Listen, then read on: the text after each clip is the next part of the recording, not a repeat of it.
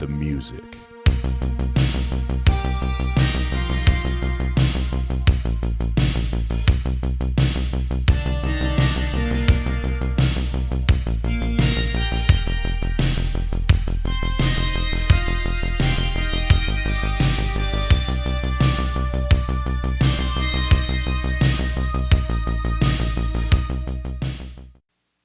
Oh, look at us. We're back. That's right, for episode number 2 on the video machine.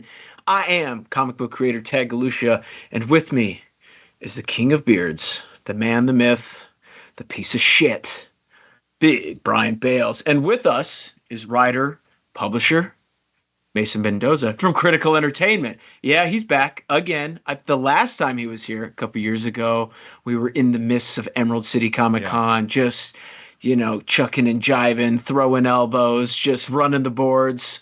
And now we're back in the studio. How's it going, Mason? A lot of things have changed. Big changes. I'm now the Prince of Beards, but not for long. Not for long. You into my court. Yeah, things are going good. I think since we last spoke, I've written like 4 short stories, Excellent. So we're chugging along. We got some books coming out. Critical Entertainment, the latest news for us is we just completed our Kickstarter goal. So we got our Kickstarter launched and funded for our signature series. And I can just like throw up that whole pitch on you if you want, or we could do this. Let's save the pitch for the end. I will say you guys had me sign like a giant box of books, which was a ton of fun. So much, yes. Yeah, I had them all laid out on the coffee table, and like my father-in-law walked in and he's like, well, your elbow's gonna hurt, huh? All right, well, bye. Just walked. I was like, hey, yeah, no, this means we're doing good stuff. Yeah, that's great. I mean, at least we shipped them to you. Like, right, Alonzo ran into us at SECC, and we just sat him at the booth, and we were like, all right, like, here's a couple hundred things to sign in like your 2 hours that you're gonna spend with us. So get after it, dude. And, we were just sitting there like, oh man, tradable card, collectible card, comic. Yeah, I actually got a question about it because like part of the packages you guys are offering is like a bunch of like trading cards and you guys always have little extras like little bookmarks and all that kind of stuff. How did you guys decide? Because like that's one of those things you see with Kickstarters, right? Like the extras that come with it. And I think people nowadays really look forward to having those little extra treats with the entree. How did you guys decipher like doing the trading card? I think I have one of them over here. I'm going to snag it while you answer that question. Nice. Like with the bookmarks and stuff, a lot of that stuff is just more advertising. It's to keep, your image in the pages of your book as someone's passing, from page to page. If they're reading another book, maybe they have your bookmark that they're using. And so they remember, hey, Critical's looking out for me and we got some characters over here we haven't quite seen yet. But for the trading card, I don't know. Hell yeah, dude. You drew that. Some of the images that we used are like the real hero images. So, the first part is we want to call out some internal art that doesn't always get blasted in our social media, and so people can really get deep into like what's our key art here. And then the other thing about the trading cards is the trading card community and the comic book collectors community is like a very overlapping Venn diagram. Like Absolutely. If you were collecting comics, really, probably have some Pokemon cards, some Star Wars cards for the guys from like the 90s, 80s, 70s. So there's a lot of overlap. Listen, like I would say, collecting. Yeah, for sure. Figurines. We spend at least like 2 hours a con just talking to people about like other collectible things too. So yeah. Wait, I didn't realize the trading card thing was like, I knew Pokemon was big, right? Yeah. Because like I even got like some clients that like that's what they do for fun is they collect the whole like the whole studio goes and does open like wax pack parties or whatever. It's called Kraken packs. Okay, it's called Kraken packs. Oh, whoa! Right. I have an almost 10-year-old, so I know all the lingo for Pokemon. All right, so Mason, are you like a big trading card guy? Is that something you guys do? You partake in? So Chris definitely is, and Chris had me grade some of my old Pokemon cards, but these cool Pokemon cards I have like a lot of first edition stuff. Maybe I have like 30 cards that still exist today. But this is stuff I was like chewing on as a kid, and like I got a Blastoise, but it's got like a big gash in it, and it graded it like a 5, and a lot of my other graded cards are like 3s and 4s, and so. But I still got them, so that's cool. That's my collection, I was right? gonna say it's cool that they're graded because even though they're yours, so whatever imperfections that they have, you are the one who made them, and that's something that you can pass on to your kids. It's cool. Hell yeah. So I'm not super into like the investment side of collectible cards, though. Some of these ones that we're putting out here, like the Zombie Zero stuff, is that's being made into a movie. So who knows where that kind of stuff leads, right? Sure. Whoa. Did you just drop some news just now? You didn't know that? No, until I heard that it got optioned, but is it to get the green light? Is it going into production? It's optioned by Patriot Studios. We've got the director Kevin Lewis on it, and we've got Michael Bondi's screenwriting on it. Very cool. They are planning, they're planning to be making that movie this next year. Hollywood does its thing, so we'll see if it's actually made next year. But I have a little bit more faith that now that we're out of this COVID nightmare, things are going to start picking up. Yeah. And it was, of course, we were planning to make it in around 2020, and then crazy shit happens, so delays happen.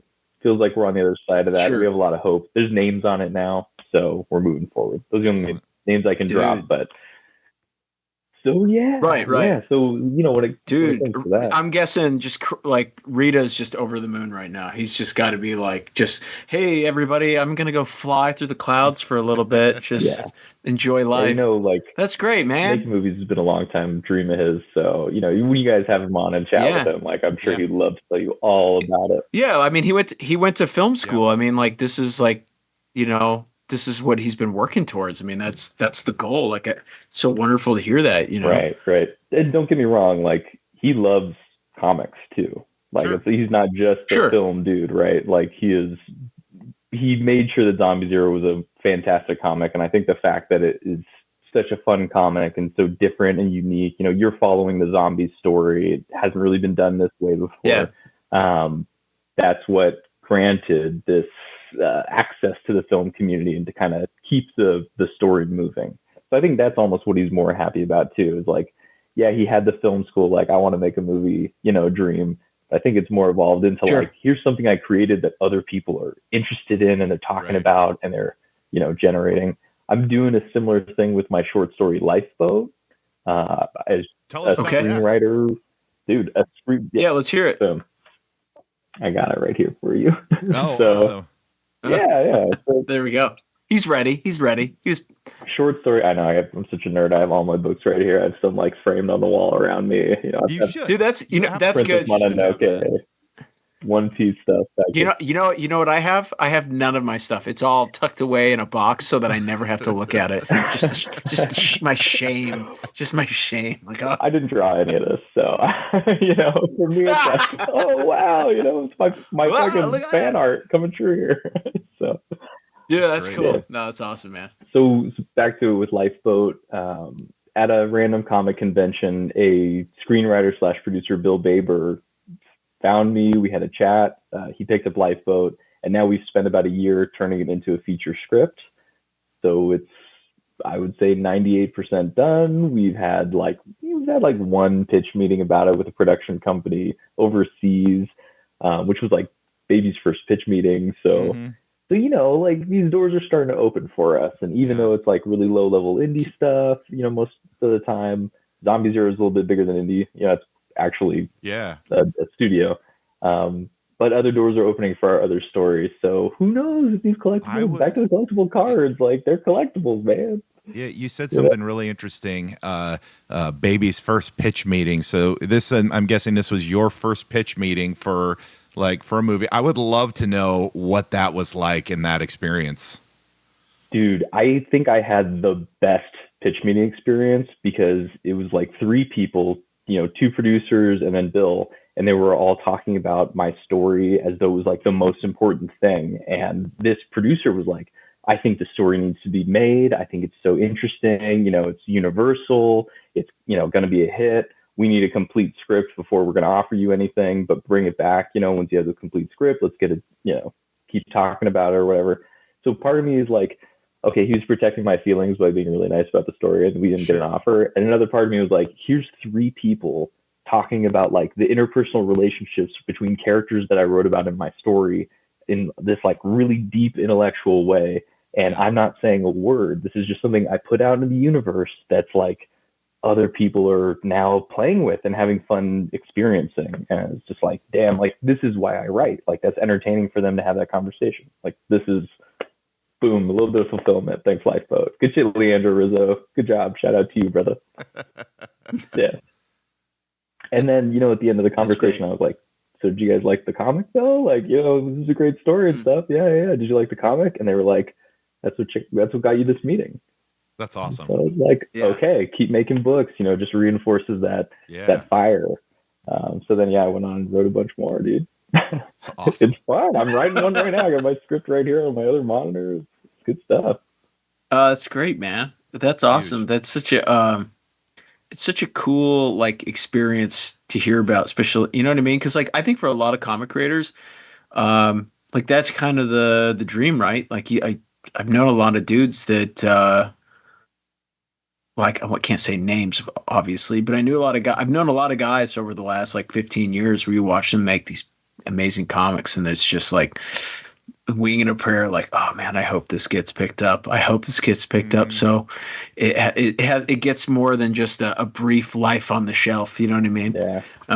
Yeah. I'd even settle for a brief life on the shelf though. Like when I first, Sure. I'm like, I just want to create to create. Like if the only person who ever reads this is like my aunt, like let's do it, dude. Like who cares, right?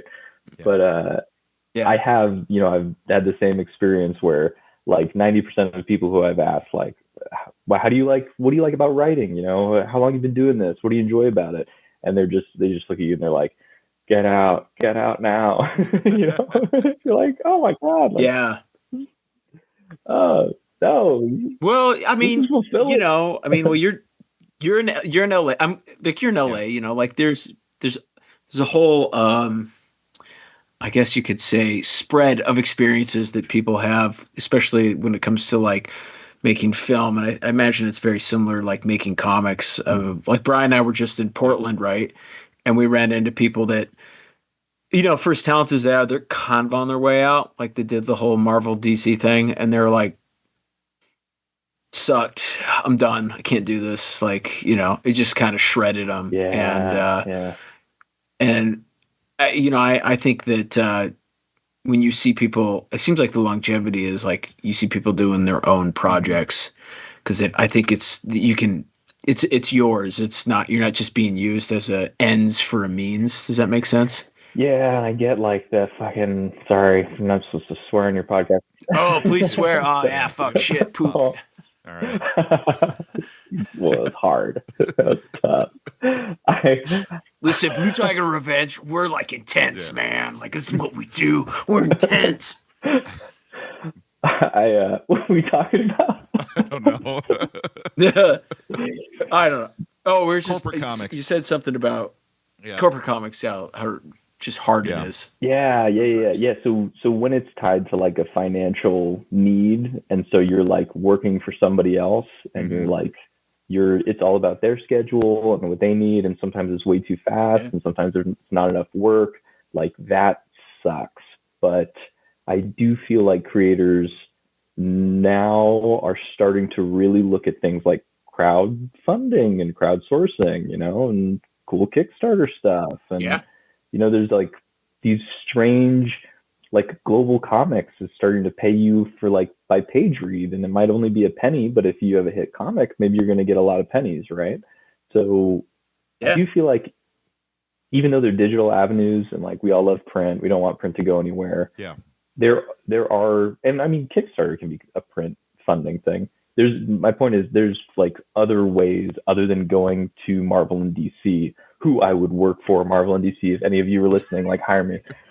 But there's others. Taz the same way. Don't let him fool you. I'll do the grind. Yeah. I'll do the grind. Just put me under the hydraulic press, man. I'll do it. But there's. I got some stories I could tell you when we're not recording. There you go. there's other ways to make a buck out of your book and to make a little something back for all the hard work you put in. Yeah. Yeah. That and also, I think it's just because we're all at this point we're all generations that grew up on television and film, and so I think if you have something that makes it to that's like that tip of that spear, right, the top of that mountain, Absolutely. that it for some reason it feels like it becomes more immortalized than it does if it's just in print. Because like I don't know about you, like my big thing right now is like I've been trying to find because I was so late to the comic game, even though I'm older. Uh, there's like all these great miniseries and publishers that I just completely missed from the 80s and 90s, right? Like I just had no idea they even existed. And so I've been going back and like researching them and seeing like, oh, okay. Oh, Fantagraphics put out this weird miniseries in 91. Okay, I got to track that down. Let's see if we can get that.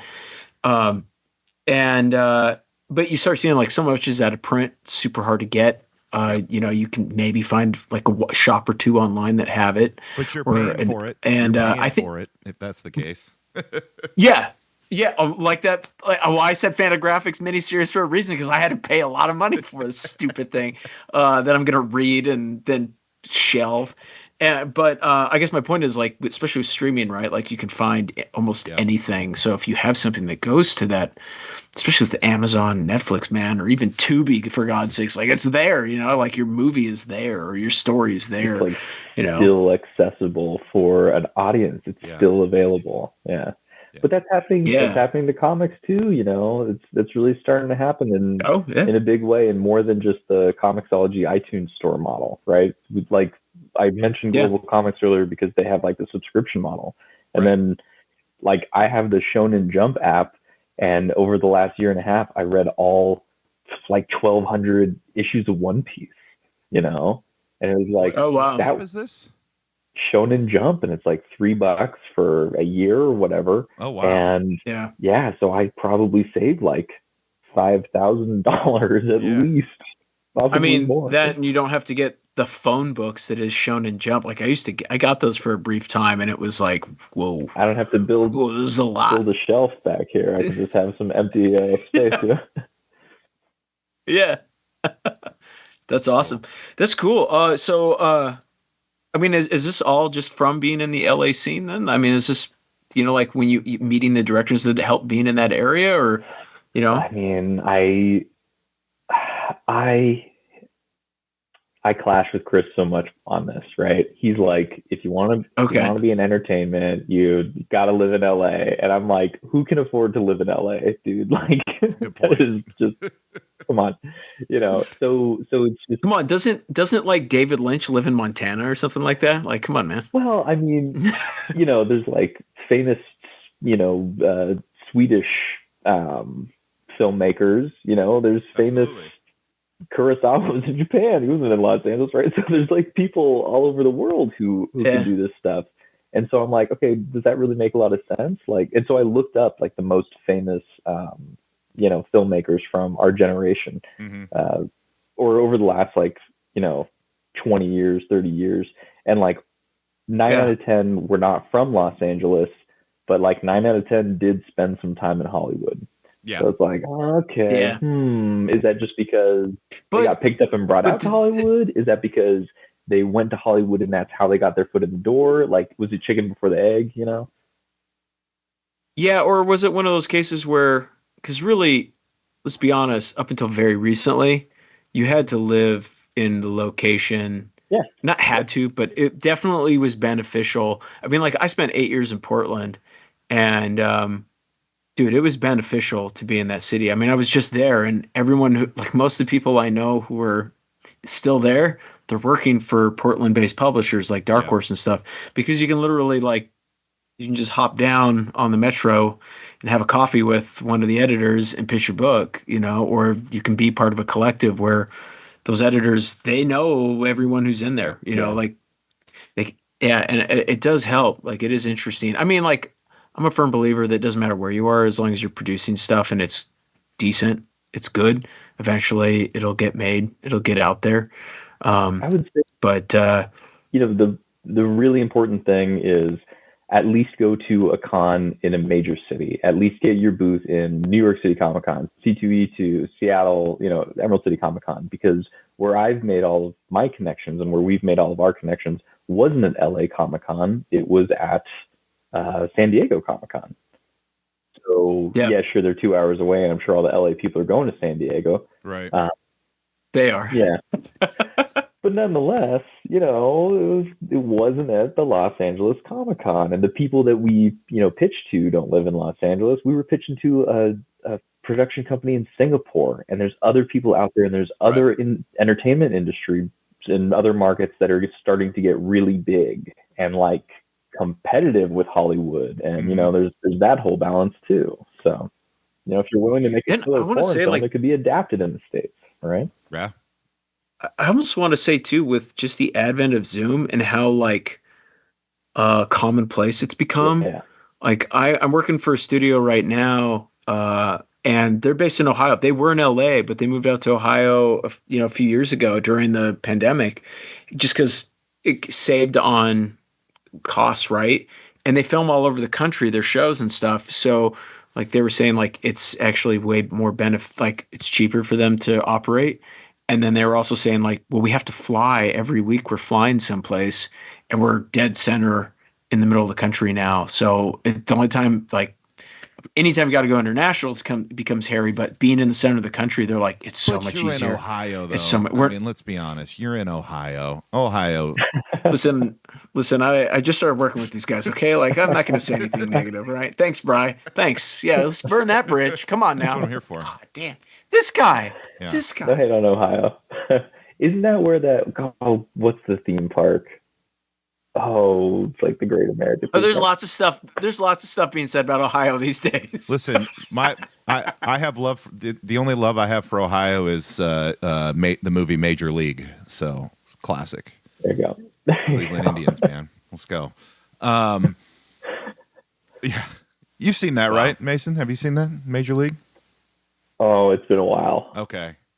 Probably a decade and a half. I've got a short memory, man. Gotcha. But I've seen it. Listen, he's busy making movies, Brian. Doesn't have time to watch old dad movies. Okay, he's a young dad, not an He'll old be an dad. old dad soon enough. It comes faster than you think. So. It really does. Before you know it, Mason, you're going to be a huge Steven Seagal fan. Because all dads love Steven Seagal. We are thinking about getting like a barbecue, and I need to buy some Crocs, and we'll make it happen. Yeah. If you want to talk barbecue, all right. That's what I do. So you reach a certain age where you choose to dedicate, as a dad, you choose to dedicate your life to having a smoker and making good barbecue, and it's worth it. It's worth it. Your waist size is going to go up, but your quality of life is going to go up with it. So I'm going to warn you guys. We have a young cat and a young dog. And they just broke down the barrier. The door is now open, and they've entered the studio. So if chaos happens around me, I have no control over it. Okay, I'm just telling you now. Send for help. SOS. Yeah, like it's about ready. Like WrestleMania 57 is about to happen here, like in 5 seconds. Perfect. So just thought I'd let you know. As soon as it happens, Anyways, you got to get continue. that camera on it, though. Yeah, I expect you to move the camera. We want to see the war. Give the people what they want. Yeah. Okay. Cats I'm watching versus dogs. Oh yeah, they throw down hard too, like real hard. It's pretty great. Yeah. Anyways, enough about my family. I don't care about. Come on now, cares about me. I am curious though, because the last time we had you on, it was for like a 10-minute clip, so we really didn't get to kind of like dive into you and your background and kind of what set you on the path to be a writer and have your own publishing house. So what built that for you? It always goes back to being a kid. You ask any comic creator, what's the comics you read as a kid? What was it that got you interested in this kind of stuff? Mm-hmm. And for me, it was like cartoons, any and all cartoons, everything from like Nick Jr. to Toonami. I was just super into cartoons. Um, I'm so glad you said Toonami. You know, kids don't know these days. Toonami was the shit. It was life it really changing, man. was. It was life It's changing. like adult Yeah. animation. What? Dragon Ball Z? Kenshin? What? Do you remember that they had, even if the cartoons weren't good, the commercials that they did for Toonami made it seem like it was the coolest, greatest thing ever. We were like, whoa, Oh whoa. yeah. I don't. So, dude, Sailor Moon looks awesome. I gotta check this out. And you watch, it, you're like, It's like I mean, I guess Sailor Moon was So alright. the It's my original. what were fave, some of your but favorite cartoons? Oh man, like I Gundam. really like Dexter's Lab. Okay. Like, you remember Oh, Dexter's Oh yeah. Lab? Like that, I was Absolutely. still of like on like course. It those was runs, you know? that was what's his name? Was it Tartakovsky? Was that how you say it? I can never remember his name, but he's the guy who did he's doing Primal right Hmm. now. Yeah, Yeah, Samurai Jack. Like Yeah, yeah. yeah, Samurai Jack, Samurai Jack. right? Yeah. It's So all the same guy. Yeah, it's all that guy, you man. watch this stuff as a He's a kid, and beast. you're like, this is really fun. This is Mhm. what I want to do, right? Mhm. And then, I grew Yeah. up a little bit. I didn't have like the most direct path to being a creative. I definitely had like, supportive family who's like, oh yeah, you're a creative. It's just what you are. They really instilled that What's? in me. Can I ask you a question real quick? Yeah. What's that like? Yeah. What's that like? It's like you could just write dog poop on a page and you like show them, they'd be like, wow, wow, wow, wow, you should write more dog poop. And you're just like, I should write more dog poop and just keep writing dog poop. I'm so jealous of you right now. That must be Right. great. So, Yeah, like, I'm just eternally unemployed in my family's eyes. So well, I have a day job, I get that. They wouldn't let me do only this, right? So, but they were super supportive nonetheless, and they made me feel like that was like my thing in the family. And Mhm. so then you grow up with that so instilled. And then I really liked cartoons, but like animation is really tough. Yeah. Drawing's really tough. You need a studio, you need $1 million, you need a bunch of people to do it, right? I didn't know. wait, you need $1 million to draw? I think I'm getting hosed over here.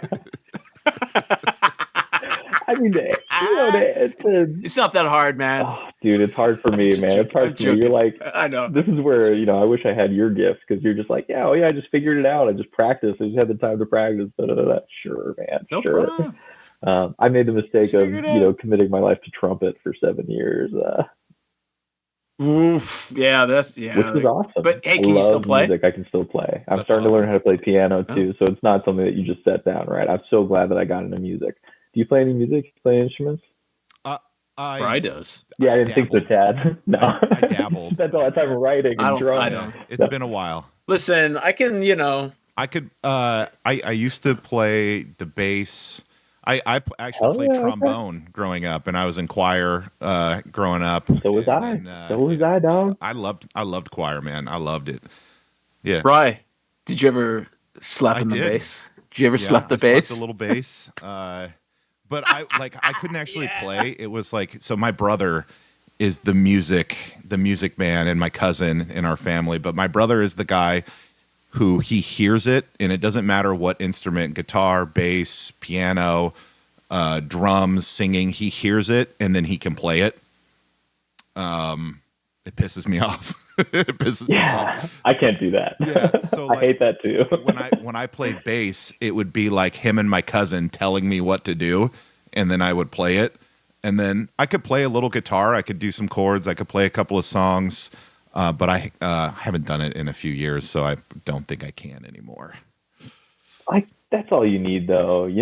All you need is a couple chords at a campfire, and boom, you're having a good True. night. So, you don't need to be the professional, I can still person. throw down on the vocals though. So, but The golden pipes. that's Yeah. right. That's right.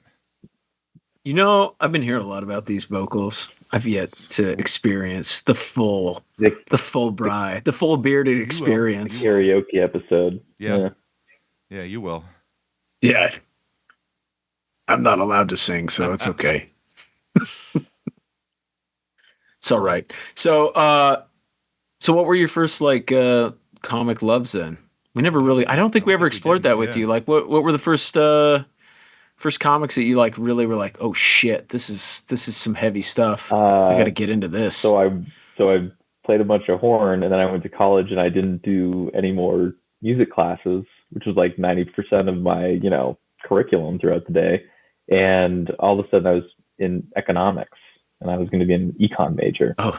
And that didn't last, right? And I failed a significant amount of classes freshman year because I was like, I'm not feeling this, So I found my way. It's all right. I was supposed to be a scientist, my man. I went through that. Like, yeah. there was a year of just, and then you found out that even the people that were smart were failing. So it was like, oh wow, this is great. Yeah, biochem, fun, wonderful.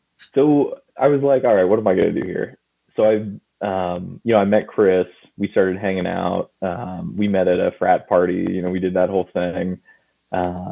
And Chris played D&D, and I played D&D. And Chris was a film major, and so we became close friends. And all the film major kids would come to our apartment, and we would watch all these movies, and they just exposed me to all this stuff, right? Mm-hmm. And then cool. One of our buddies was like, Mason, you should read The Watchmen.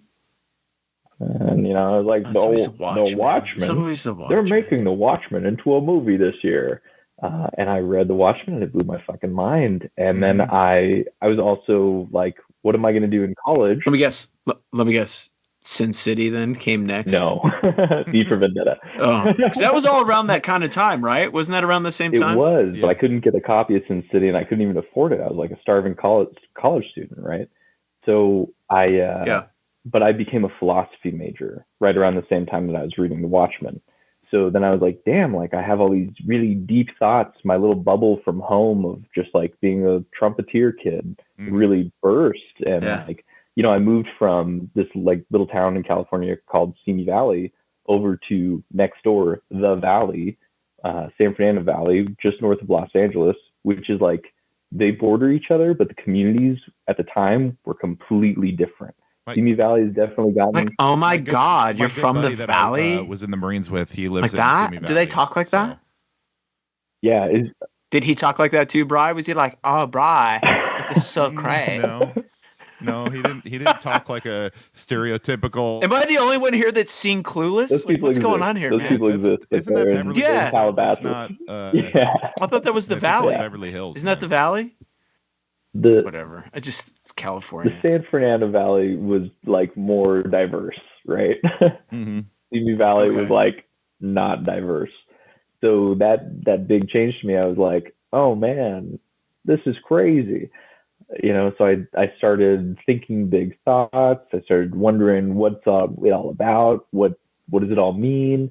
I learned things, in philosophy about like epistemology and like how we come to know things. And, I was really into ethics. And of course, The Watchmen's like really, it's a big ethical question, right? It's sure. Will a common enemy, the greater good and all that kind of stuff. Will a common enemy unite the people? Yeah. And is the greater good better than the truth? And so I was like, shit, I want to write stuff like this. I want to get like deep into, I'm creative still. So I want to like make this happen, but I can't afford an animation shop. I can't afford, a movie studio. I like how you went from like, oh man, I want to have my own animation studio. Like you're thinking such a bigger picture than I was at that age. Cause I was like, I wonder if I could be an animator.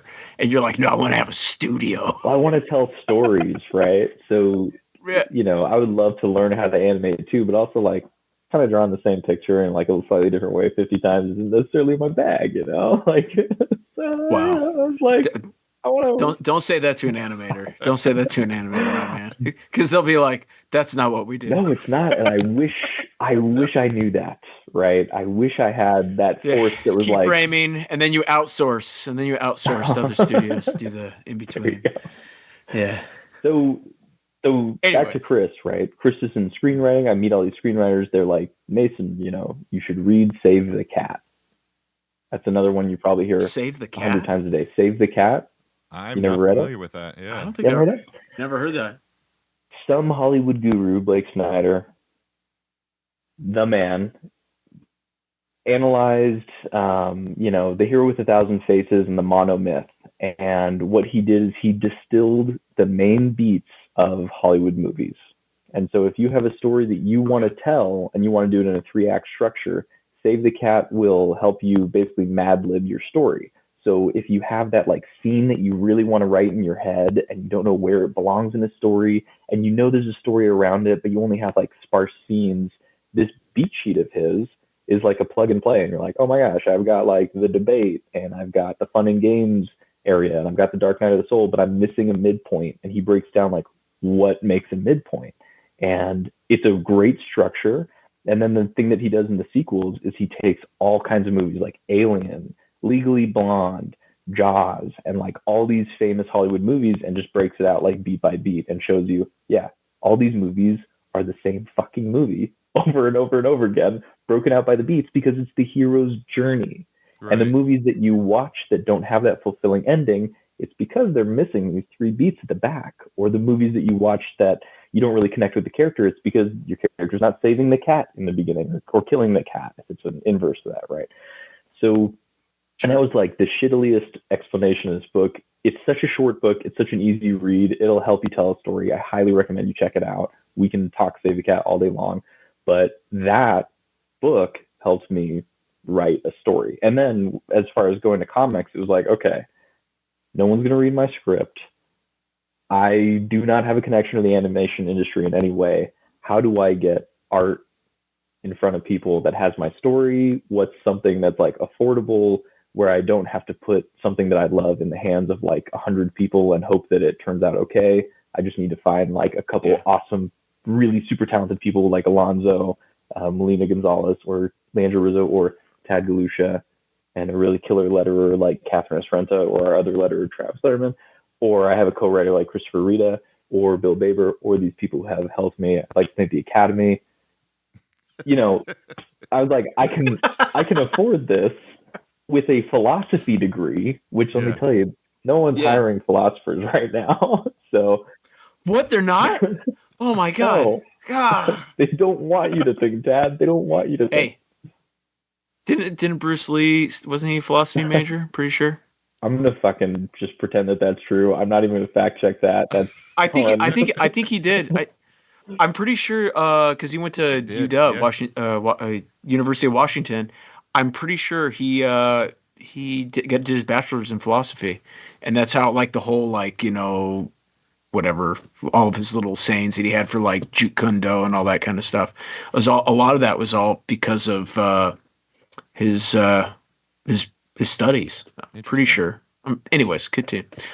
Look at that. Look at us. I love We're such smart guys. But part of me also hopes that you just completely made that up on the spot and somebody calls us out. How'd you know I like Bruce Lee though? Like everybody, if you don't like Bruce Lee, just get out of here, man. Like everyone loves Bruce Lee. Cowboy Bebop, Toonami. You know, this is the kind of stuff I'm watching, and I'm like, I want to tell these stories. And maybe one of the coolest intros because they actually have like cool jazz, like Japanese jazz. The seatbelts. We played Tank at my senior recital. Yeah, Yoko Kanno, dude. Oh, that's awesome. Yeah, that high note. Yeah, because I bet the pitch on it. I bet the pitch was like, oh yeah, I want to do this anime intro, and people are like, no way. And then you play it, and they're like, okay, yeah. This is way cooler than anything we're doing. Like, this is awesome. Melted faces at Paul's Italian Villa. Let me tell you, we just blew their socks off. All 16 you figure people probably most of the people listening they'd never heard it, especially if they were like older, like people's parents. They're like, what are these guys doing? Like, So actually, sweet follow-up question. Did you enjoy the live action show? Oh my God. It was like the best piece of media that I've seen in the last 2 decades. Okay. See, No. Whoa. No, that's a hot take. No, you didn't like it. Okay. No. Are you fucking out of question? Listen, because I've never watched the anime, but I watched the live action and I liked it. So I don't know. You're the hot take. Now Mason. Now you get to see what I get to deal with. I got to deal with this guy like on a nightly basis. Where you're like, oh yeah, it's really good. And you're like, oh, fuck. Did you watch the anime or read the books? Nah. I got the Netflix version. Look at him getting all pissed. Chris, fuck you. Sat me down and made me watch Cowboy Bebop front to back. He was like, "All right." Okay, Like, that's a little extreme for me, he's like, "All but right, homie, you don't have a I'm here job. for it. I'm going to work. You should just watch this anime today while you're sitting at home in your college apartment doing whatever college kids do. Watch Cowboy Bebop." And I did front to back, and he got home, and I was just like in tears. I was like, "This is amazing! It's like the best anime," and it's like my favorite. How is it not anyone's favorite, right? So it's very artistic. It's very detailed. Very well done. Pacing's perfect, even for the scenes.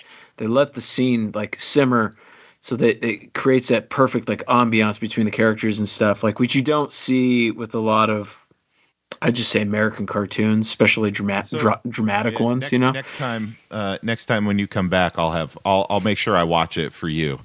So I'll make sure to watch the anime. No time like the present, man. You should just pop it on right now. Let's do it. Dude, Mason, you're gonna have to come back next week. We gotta educate this fool. It's good. You will not be disappointed, Yeah. even if you just watch 1 or 12 episodes a night for the next couple nights. Like 12 just episodes a night. You know how long it took me to get this guy to read Dragon Ball? I just started reading Dragon Ball. Forever. It took my Oh it God took my damn it! son. God, It took my One son Piece. reading God. it to get me to read it. So One Piece. One Piece might be here. Dragon Ball, man. Fuck. Dragon Ball. You think so? Like I Oh, enjoyed the Dragon Ball. original, Yeah, the I original enjoyed Dragon it. Ball. So I good. haven't finished it So yet. I'm good. only on chapter 24, but I can already tell you right now that like I might get a One Piece tattoo. So if Dragon Ball is better than One Piece, then maybe I'll have Now, to get I a think Dragon Ball it's also tattoo I next. think it's way older. Yeah. It's Yeah. also way older. I think. Did you Like, watch Dragon Ball the started One in like the Piece 80s. Netflix live action then? I can appreciate the classics, by the way, when it comes to Dragon Ball. But yeah, the One Piece Netflix live action is probably, other than the Rurouni Kenshin movies, Mm-hmm. Rurouni. Anyway, I know what you're talking about. Yeah. it's probably the best adaptation that I've seen live action. Okay. But I didn't watch the Full Metal Alchemist one, so I can't tell you anything about that. I heard the Death Note one was trash. So You know, I couldn't. I read Death Note years ago, and I watched like one episode. I don't know. It had all the things it should have been great, but there was just something that was off about it. I don't know if it was the pacing or what, but it just even just that first episode, just it didn't hit right. I don't know what it was, but it was enough for me. I was like, I'm out. This is, and typically with adaptations, right? You kind of expect the bar to be a bit low. Like, okay, if we can get 40% of what was from the book into this, I'll be happy. And I don't know, just the whole vibe seemed off, just way off. Even though Death Note himself, or not Death Note, but the demon, he looked very cool. Like he looked great, but I don't know, it just didn't. I don't know. It's just weird. sometimes it's a casting thing too. I Yeah. think that's something they really nailed with One Piece, which was kind of the big worry. But I think they ended up picking like just the right people for certain roles. And even though it's like Yeah. Swiss cheese in a live action, where like the majority of people are in the wrong person for the wrong role because that's like supposed to be a cartoon character, Yeah. somehow they knocked out like 3 of 4 of the leads. In my opinion, I think all the leads kind of crushed it.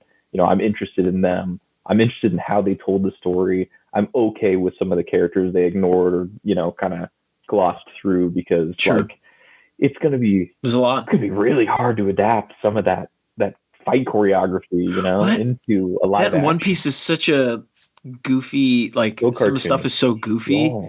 Yeah. And I don't know. I remember when I saw the trailer, I was like, man, or when I saw the thing that they're doing an adaptation of One Piece, I was like, oof, how are they going to pull this off? Because, like, just the visuals alone, some of this is not going to hit right. But, man, it seemed like One Piece is now bigger than it's ever been because of that Netflix show. It's kind of nuts. Yeah. Buggy, they knocked Buggy out of the park. He was really, really good, and so it was like, okay, I'll like have this, to watch it. maybe this can be done. I've never read. I don't know anything about One Piece, so I'll have to. Shonen Jump. I'll have to Shonen check Jump it out. apps, $3 a month. Yeah. All right. I'll check it out. I will. Say goodbye to I will 1 read it year. for sure. I'll check it out. Now, I will say, if you're going to read Dragon Ball Z, probably don't need to see.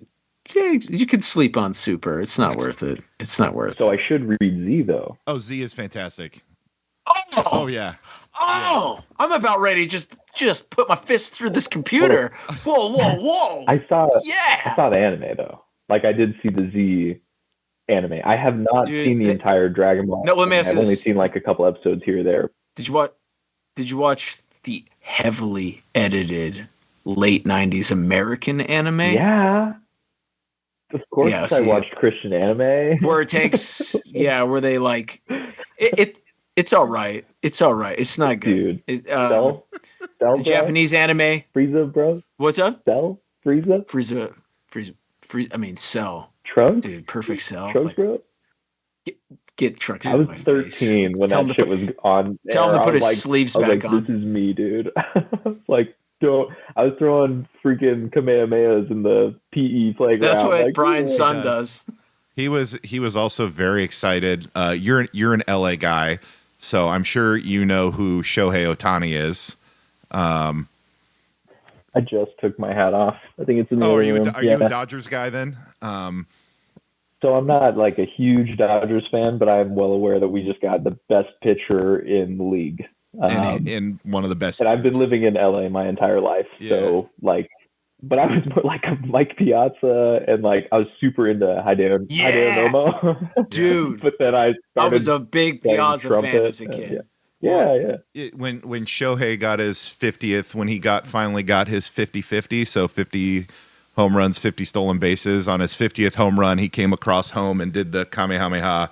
So my did he really? son was very excited because that's like his favorite player. So Hell yeah.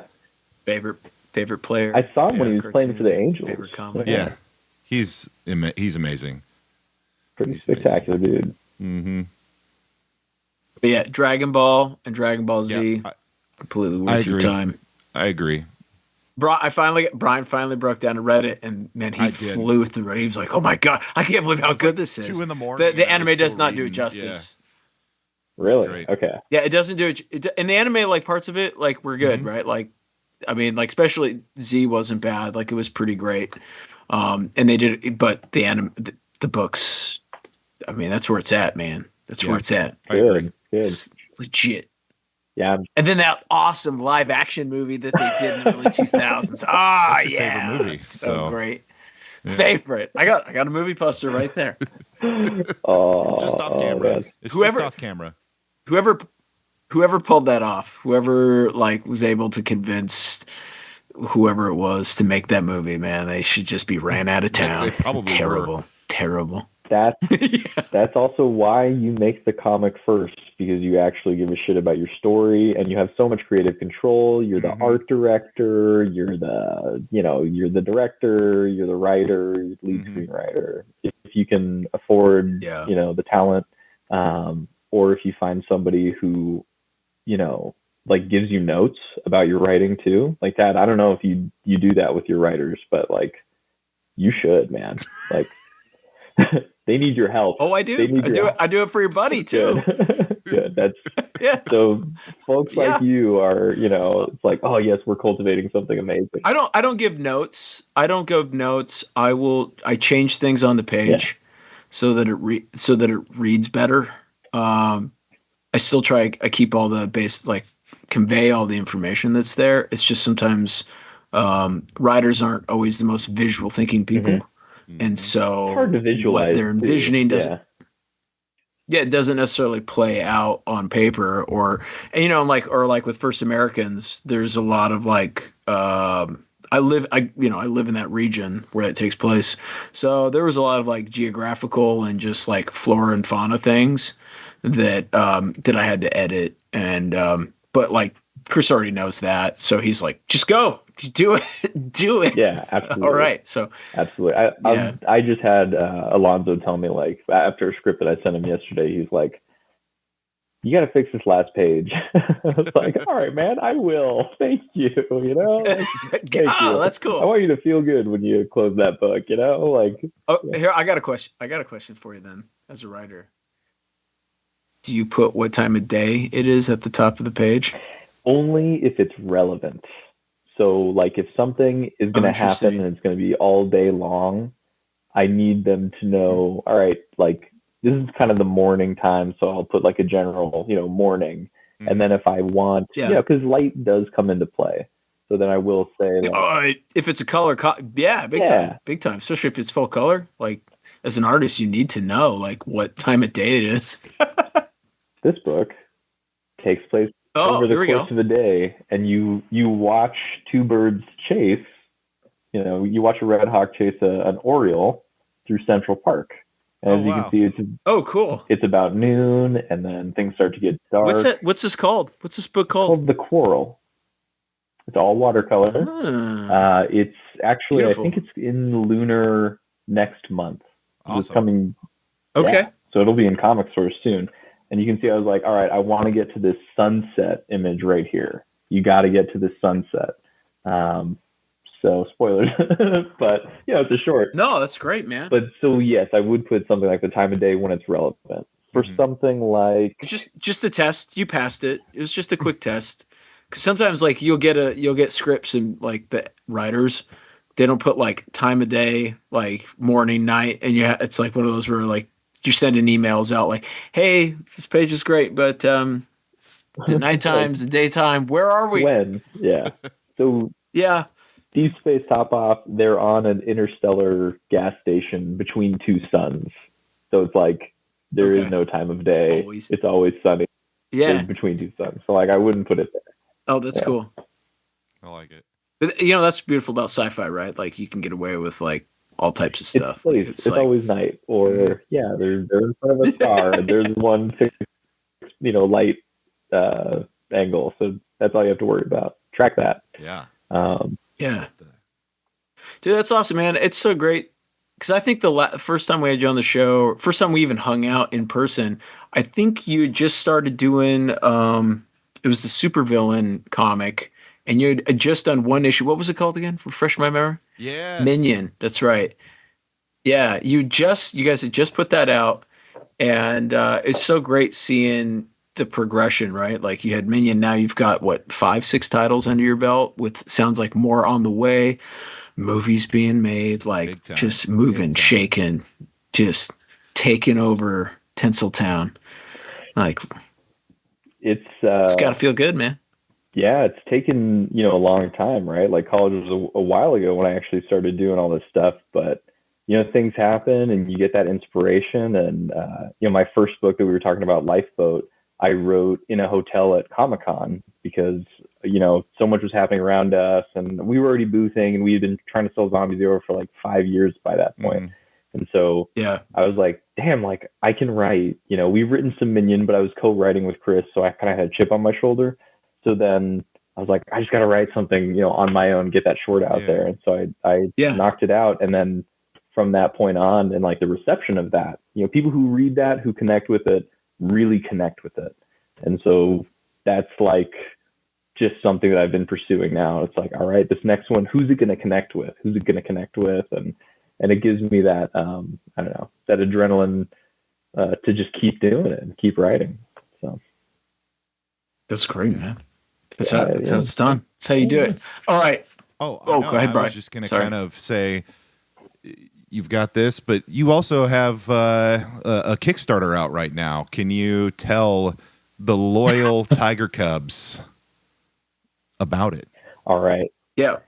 Let's get into the nitty-gritty of this Kickstarter, and then we're going to hit you with a question. I failed the question last time. Oh, did you fail it? I was like, what was your answer last time? You can't fail the question. You asked me what supervillain I would work for. Yeah, I didn't have an answer. So the Kickstarter, it's all of our stuff, right? It's got our book about the last zombie at the end of the zombie apocalypse. It's got my slice of life short about office dogs breaking out of the office and partying in central Los Angeles. It's got The Coral, which you've seen. It's got Lifeboat, which I, flashed to you. It's got Tabs, The First Americans. And it's, like I said, it's our signature series. So people on our teams are signing these things from places that you don't get when you're at a booth, right? Or when you're in a comic shop. Actually, you will usually get them, if you can get them from the writers at the booth, we're usually there. But like from some of our artists, these are rare signatures. So if you're interested in collectibles, that's definitely like a big draw from the collector community. And the other thing is, if you just want to dip your toes into critical entertainment, what we're about, like go on Kickstarter, type in critical entertainment, and we'll come right up. You'll see our signature series. We've got some like really cheap stuff that's maybe $1, maybe $5. You know, if you just want like 1 or 2 stories, see what you're getting What's into. the big Hodaddy? Like what Yeah. is because like mid tiers, it seems like mid tiers are the most popular. Is there what's the tier where you get like a little bit of everything, where you get to sample all of critical entertainment? That would be like our short story collection. So we've got the Okay. 4 shorts in there. That's where you get a good flavor for the many different genres that we're touching. Mhm. And then like the big tier stuff is you will get every issue of Zombie Zero, including like the ash cans that we created and the singles that we created before we were Critical Entertainment that like don't have our logo on them because they're like that rare. Oh, And these are cool. like one of ones, right? Yeah, and you get Yeah. stuff from Space Dragon. It's like that too. Stuff from the First Americans. It's like that. It's got Tad's signature, like he was mentioning, which is I think isn't was it Cowboy Mini Hats? That's probably in there too, I would imagine, because that was Chris and I did that before it was Critical Entertainment. I'm pretty yeah, sure. I have a that's copy in of the that. short story Yeah. Wow. collection. I do not know if we have any pre-Critical Entertainment copies of Cowboy because that is one that people love, man. Like people are just drawn to the Yeah. booth. Like the Western community at Comic-Con will always pick that one up, dude. It's so that covers so Yeah, I know. compelling. I know. Yeah. I know. Yeah, I was just okay. Jesus Christ. Enough smoke blown about you. Don't encourage him. Our Kickstarter is only live until October 7th. I don't know what day this is going live. If the We're podcast gonna get it out as Yep. quick as possible, ASAP. So Please. probably in a couple days. cut out my stupidity, anything that doesn't make sense, just be like, just clip that out. But no. See, so just hit send. Actually, when we're done here, you just hit send and you just load it up. And you just tell the Cubs we have until October 7th. Perfect. October 7th is our last day for Kickstarter. Perfect. We have already met our goal, so we will take more charity though. If you feel Absolutely. like you'd like to make a sizable donation, go right ahead. But what I would really like to see is a lot of people getting those little $5 things, getting one for their buddy, telling their friends about it. The real purpose of this thing is so that we can build our community and just get more people, aware of what the hell critical entertainment is. Yeah. We got That's a lot cool, of man. got a lot of great stories. We hit a lot of genres. Hell yeah. Check it out. Yeah. Something for everybody. That's awesome. I always love that. Like Brian and I actually talked about a couple years ago about doing a holiday box for Blue Tiger where we were going to do Kickstarter, and then we were going to, because at the time we were like highlighting a lot of like creators that had like you're saying, little short stories and stuff, and we're like, oh man, it'd be cool to get like an indie box together where like, okay, for like $50 you get this little box that's just filled with different types of stories from different types of creators from all And folks that across we've had the on, that we've had on the show. industry. Yeah. Yeah, and it was one of those where I started talking to different creators, and they're like, I don't have any copies of the book, and so it became very, very difficult, So I was like, okay, I'd end up spending way But too I much love the money putting idea. this thing just Yeah. together. But the idea, so it's one of those where because like anthologies are cool, right? But I don't know, I love the idea of like getting that With box, a bunch of different and comics it's got instead of it all packed in one. Yeah, I totally yeah, agree. exactly, Yeah. exactly. There would just be so much, especially with like if you think about it, right? Like you guys are finishing early October, holidays are coming up. Like it's kind of like perfect timing because people can buy it, and then by the time it gets to their place, Christmas will just be rolling around. It's like it's kind of a perfect like if gift for the like the indie comic fan. You know what I mean? That is a great selling point. I haven't even thought about it, but that's so true. The other thing that we Oh have man, actually dude, God, you guys need to like give me a raise or something. This is great. Ask Chris. Yeah. Hey, Mason said you guys were gonna like give me a bunch of money for plugging I had a good idea for the Kickstarter. Yeah, marketing spend. Marketing team. Yeah. I like that. You did remind me though, we do actually have like a retailer bundle. So if you're a comic shop owner and you want like a couple of copies and you found that it's hard to get some of our stuff that's sold out through Diamond or not offered in Lunar yet, or it's just back ordered or sold out on our website, that retailer bundle you can get and sell and or share and enjoy and do whatever you want with it. Dude, that's awesome. Yeah. Really cool. That's great, man. Well, congratulations on already Yeah, you getting guys are- funded. I mean, that's huge. That's Yeah. first big step down, Yeah. right? Like, that's awesome. This one was baby's first Kickstarter, so you go. we did have, I think, like a healthy goal, but like a tempered goal. We didn't go for like the 10,000, Sure. or like $100 million goal. We were like, what do we think we can achieve? We did end up achieving it a lot quicker than we thought we would, which makes us feel a lot of love. Like we should keep on doing this kind of thing. It's Yeah. that same kind of like, all That's right, great. people like our stuff. Yeah. Like, let's Yeah. get it in front of more people. So thank That's you very great, much. man. Yeah.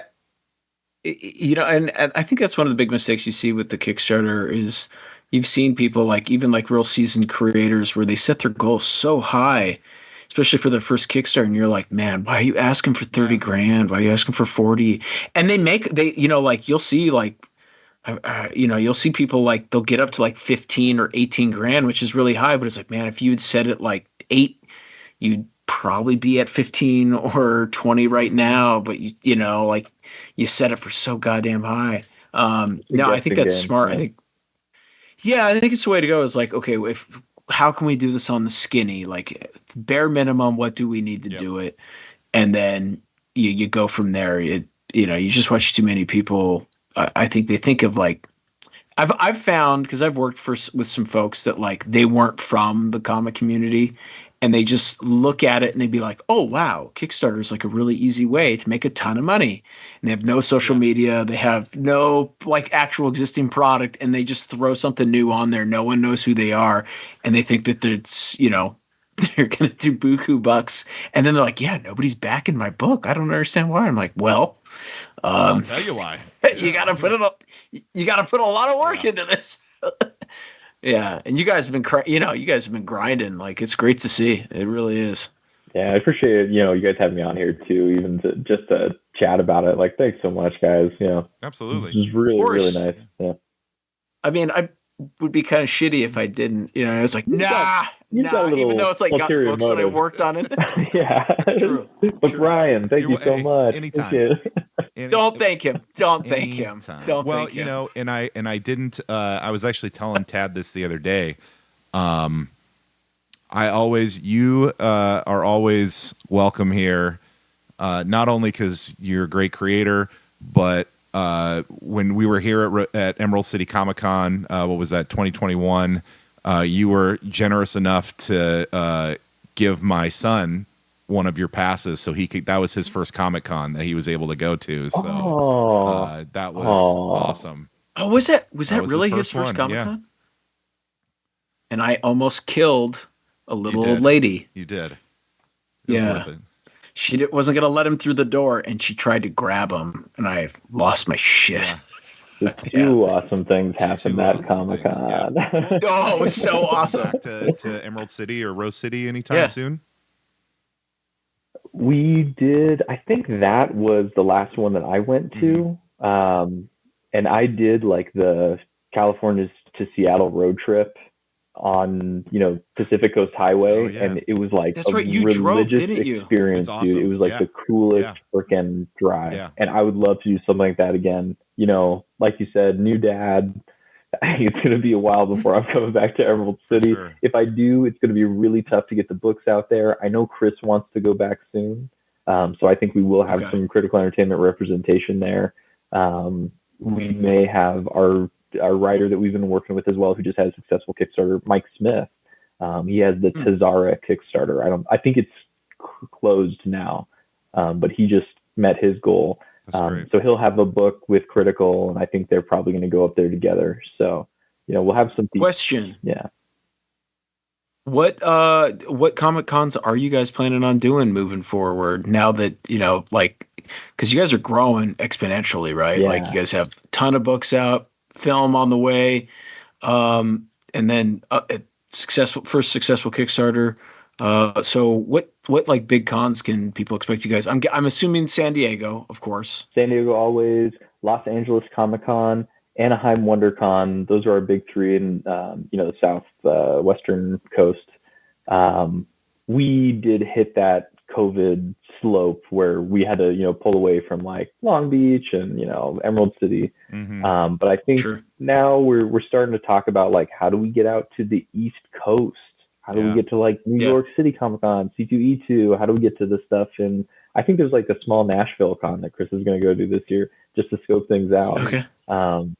I'm in Rancho Cucamonga now, which is like Los Angeles adjacent. It's like east of LA, maybe like 50 minutes. So, but there's like Isn't that where the guys from Workaholics? Is that where they were at? Yes, I think so. Exactly. So we're, Rancho Cowabunga, we're out here by Mount Baldy. And so cool. there's like a really big indie community out here that I'm starting to notice, and they have a convention at the Toyota Center or something. Oh, you got to do it, man. Toyota. Yeah. And oh my gosh, if you're in Rancho Cucamonga, you listener, go to Four Color Fantasy Comics on Archibald and Foothill. Those guys rule. They have a free comic book day that is huge, and we had a little booth there. We want to do some signings there. So like, this is, I'm starting to kind of do the local stuff while Chris is kind of taking like the road trips out east. And then I would love to go back to Emerald City as soon as it makes sense. Sure. I get that. Yeah. You're a little busy. Some things going You're just a my little hands, busy. my hands full. Yeah. Once I'm All right. full barbecue mode, I'll be back at Emerald City. We'll have You're gonna show up. You're gonna have cook off. yeah. Apron. You'll have your tongs. You'll have Just an to cook. apron, Crocs. I got the latex gloves. Like I go all out, man. Oh, Yeah. oh dang. Oh my God, I would love to play cameraman to do a Blue Tiger cook-off, barbecue off in Bry's backyard. Oh, that would be so cool. We'll do it. We'll have to get a few other creators to come in on that one. That would be a good one. That might get me back out There we there. Yeah. Yeah. If you had the pork Brian- I just made the other day. Brian makes a pretty good. I throw down. So. Speaking of throwing down, do you think it's time? What? Wait. Yeah, it's time for the question, man. The What is that? question. I hate you. You do this all the time. Every time.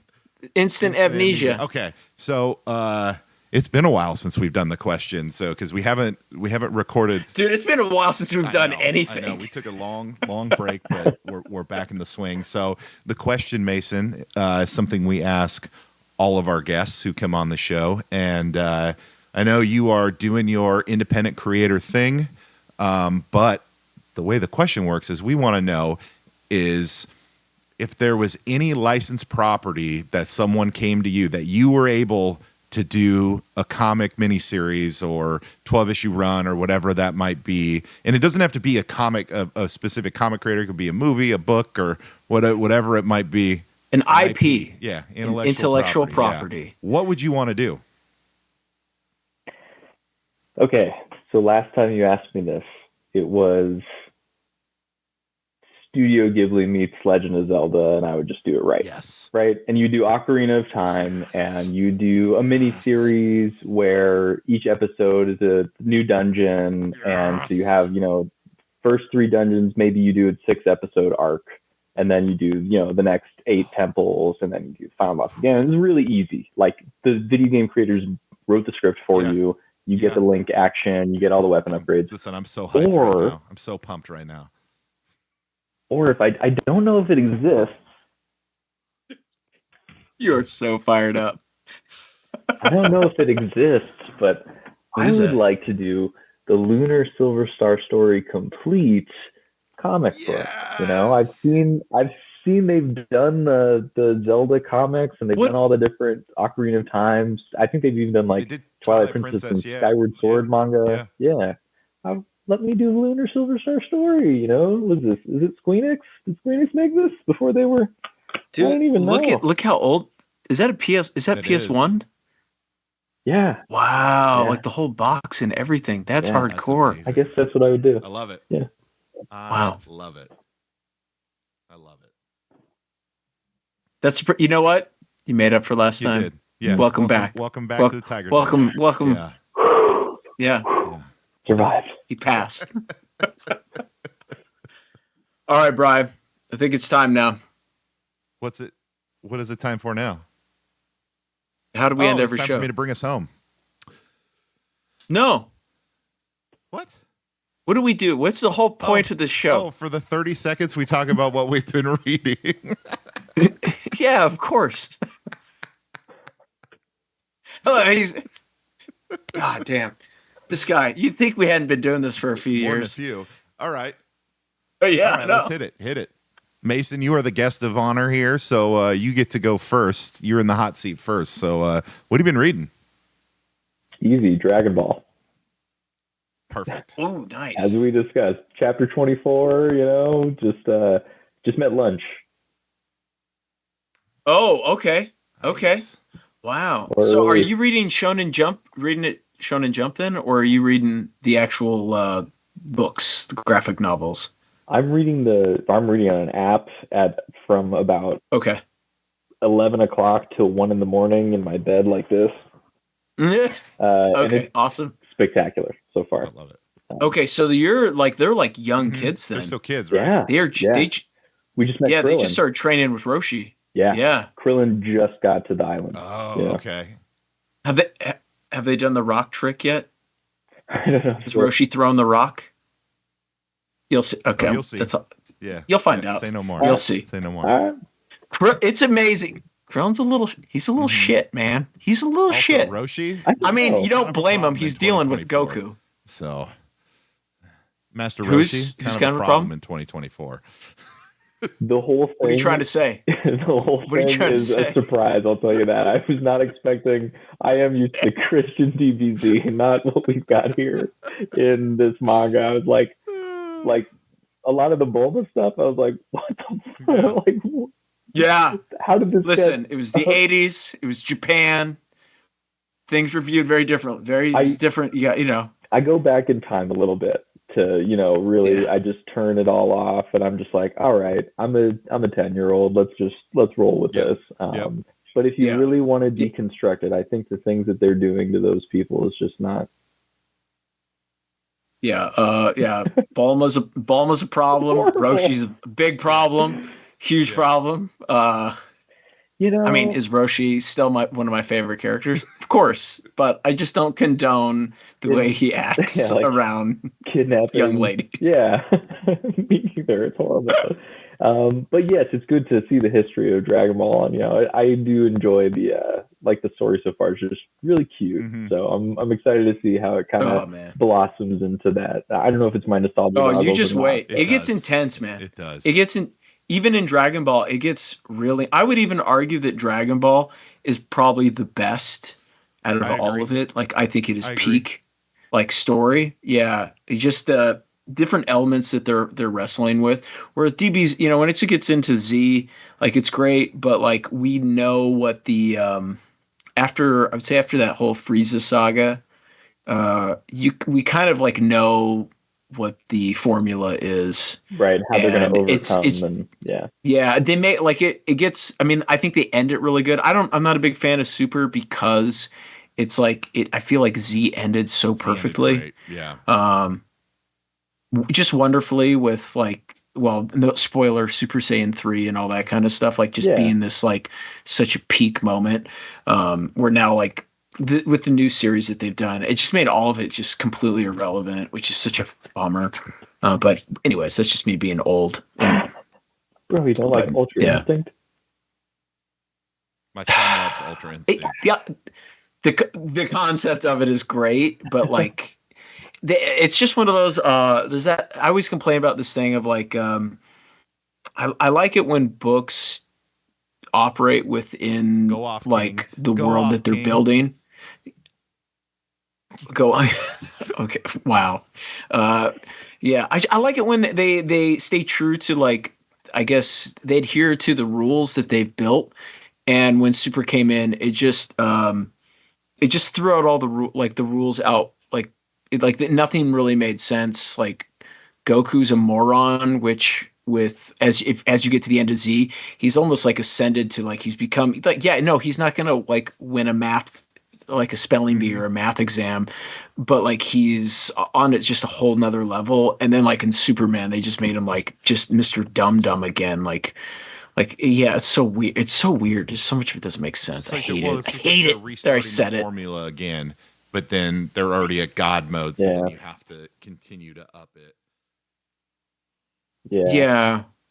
Yeah, where at I this get point that. it's like they just like sneeze and they blow up the entire universe. It's just so I don't know. See, It's like how can you even la- have fights? You know what I mean? Like it last doesn't. episode you told me that the Tiger Cubs are here for me to talk about Batman.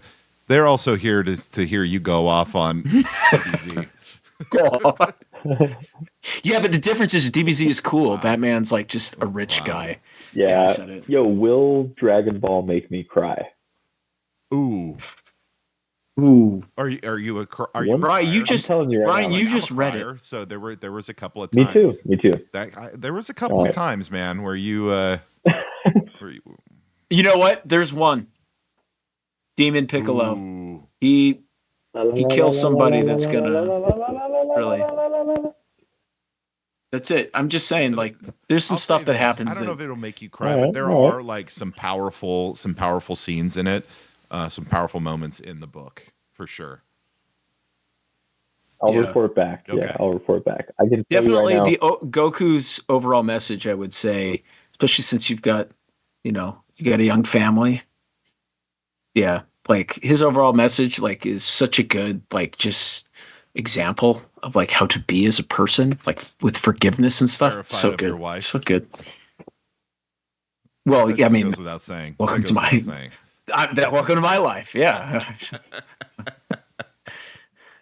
All right. do all I right. do I tell do I lie to my friend's children and tell them that her name is Chi Chi 100% do. to call my You wife Chi Chi? I 100% do. do that. I do. And does it make her angry because she knows what I'm referencing? Yes. Dude, Chi Chi is like a warrior. She like threw her helmet and like chopped Wait till the end of Dragon wait. Ball, Just wait. dude. I feel like that like disappears in maybe in Z. Dude, I feel like that didn't happen at all. I don't remember Chi Chi being like a fighter. No, but the end of Dragon Ball will explain why everyone in Dragon Ball Z is terrified of her. That's the thing. Secretly, Chi Chi is the most powerful person in the universe. Yeah. Sick. Yeah. All right, I'm ready for it.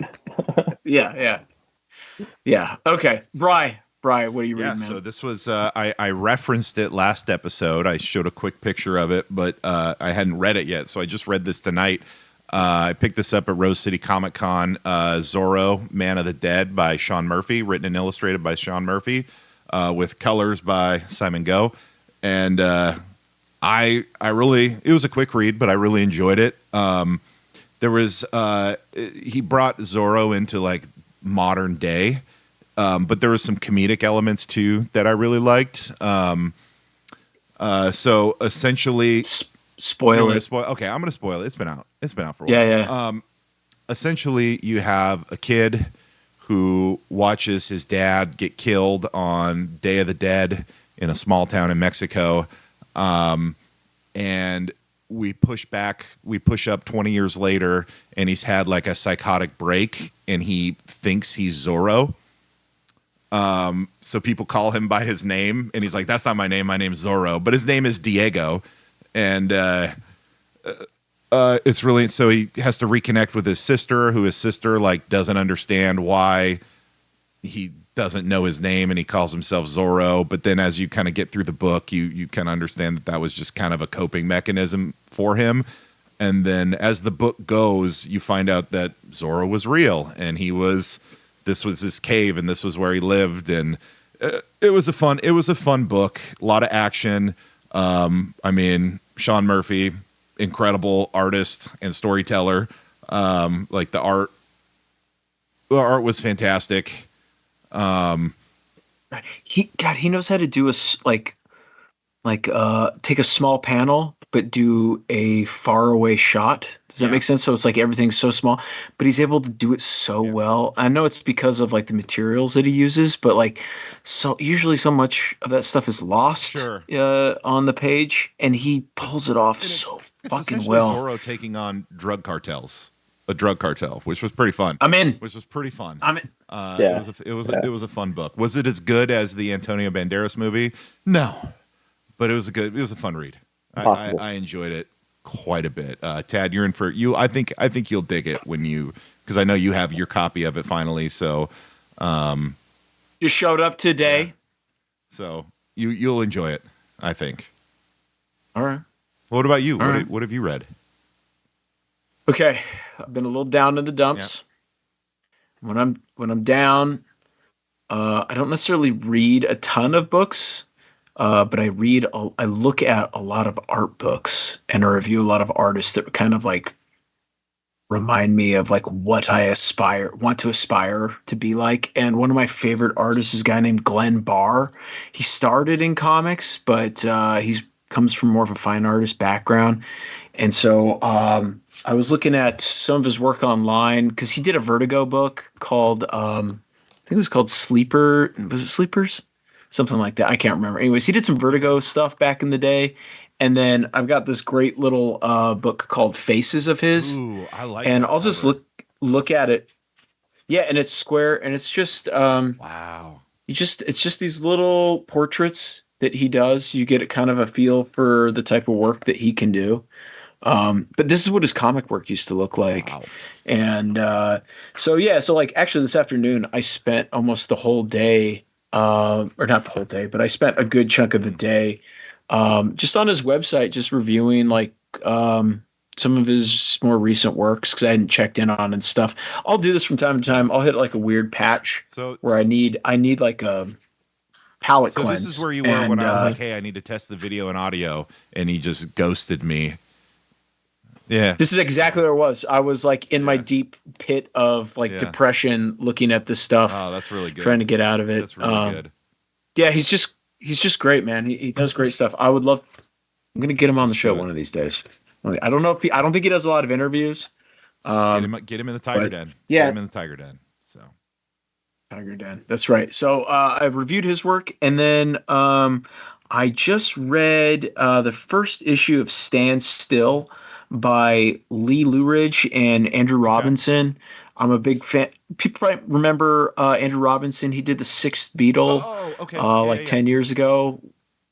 Yeah, and he won like American Illustrator of the Year. I think it was like 2011, 2013. His work's phenomenal. But so like this is on stands right now. It's an image book. And I've been seeing him working on this for a while, so I think it's done. But what's so interesting about it is internally, he took a really, I like to call it big storytelling. And he did where like you have minimal panels on the page, and it almost reads like basically like presentation storyboards for like a film project. And there's a really great scene. So he's really a lot of the panels were like, it kind of breaks the rule. Like there was a lot of pages that were like 3 panels, 4 panels, ton of splash pages. So like this is one of the busier pages, and there's like a diner scene. oh wow. And you can see there's Yeah. only 5 panels for a double page spread, but it works so well. Like his body language and the angles are really great. And there's even a lot that uses like just the space really, really well. Like, and then it follows it up with this. Oh, You just don't see this in comics because most of the time, you got to fill those pages up, your physical. Right, because you're such a like we have so much story to tell and only so many pages to do it. So if anything, it's like the opposite, where like the book's a little thicker. I think it's like 30 pages. Okay. So I think he had more room to play. And I think all the issues are going to be like that. Where typically it's the opposite, right? Like the Sean Murphy book you just reviewed, right? Like there's a lot of panels. There's a lot of like big shots that are put in the small panels. And that's to conserve the space so he can tell the story he needs to do. And so it's really interesting seeing somebody do the polar opposite of what like you're kind of taught and told to do. And it worked so well. It made me be like, oh my God, I kind of want to do only like 30 and 40 page books. The problem is I'd never get them done. They just never get done. But yeah, it's really, it's worth checking out, but it has to do with, it's basically set up where the guy can freeze time. and he has this device, and you can see it right there. So he's freezing time, and the government, there's only one of these. And so they're trying to track him down so they can get it from him. And like some events happen. So he was working for the government, and now he's taken it, and he's kind of on the run a little bit. But I think he's doing some like shady things, but we haven't quite revealed if he's a good guy or bad guy. It's kind of looking like he's the good guy, and of course the government's like, this is the ultimate weapon. He took our weapon. It's ours. He's our property. That sort of thing. Hell yeah. So I put in an order for it. Like I don't really get a lot of books off the shelf. Like half the time, right, Brian? I'm reviewing stuff from like the 90s or 80s. So this one I actually put an order in where I was like, just put in my box. I want every issue I think issue 2 just dropped too. So, but yeah, that's what I read, man. That is my, I didn't read a ton because we just did an episode like a few days ago, but that's what I read. That's what I got. Excellent That's stuff. It. Well, that's it. If that's it, why don't I take us home? Get us out of here. Get us out of here. What do you think, Mason? You want to get out of here? Oh, God, it's so late. I'm going to be so tired tomorrow. Yeah, you're fucked, buddy. Just kidding. No, I'm going to go read Dragon Ball, dude. Yeah, he's trying to get That's right. Take us home, dog. read. All right. Well, That's right. Thanks for tuning in, Tiger Cubs, to our YouTube channel, or if you're listening in audio, thanks for tuning in there as well. You can find us at YouTube, at Blue Tiger Revenge. Check us out, subscribe, do all of that stuff so you can get notified whenever we have new videos. It helps us out a ton. I don't know what. Way to Or the Kickstarter. Kickstarter exclusive of a First Americans card. That's cool. Don't stop. Keep taking us home. Let It's me fine. just say I don't know why I don't have one. And then yeah, there it is. See, this is the problem with video. Is now like my brain gets distracted when I'm trying to take us home. Okay, wow. so you can find us on YouTube. Like, subscribe. It super helps us out, especially as we get started in this journey that we're doing. So as you can see, we already made some upgrades. God damn, I hate both of you. You can find us at our home, bluetigerrevenge.substack.com. We're still posting stuff there. All our episodes are still going to go there. Still going to go out audio format as well. God damn you, both of you. Oh my God. Clearly, I'm out of practice because this would not faze me in the past. Finally, The line work. yeah, it's all right. As my dad would say, it's not your best. Finally, want to thank you, Mason Mendoza, for coming on the show from Critical Entertainment with your Kickstarter. Give us one last plug for that Kickstarter, my man. Oh, it's got all my best books. Check it out. Perfect. Check it out. Perfect. October 7th is the last date. Get on there. You'll see the links below. So go check that out. Purchase it back it if you so are inclined to do so. So that is all I have, Tad. Do you have anything else? I am all out of fresh tiger milk. Just bone dry, not a drop. Well, if that's the case, what time is it? Hit the music, my man.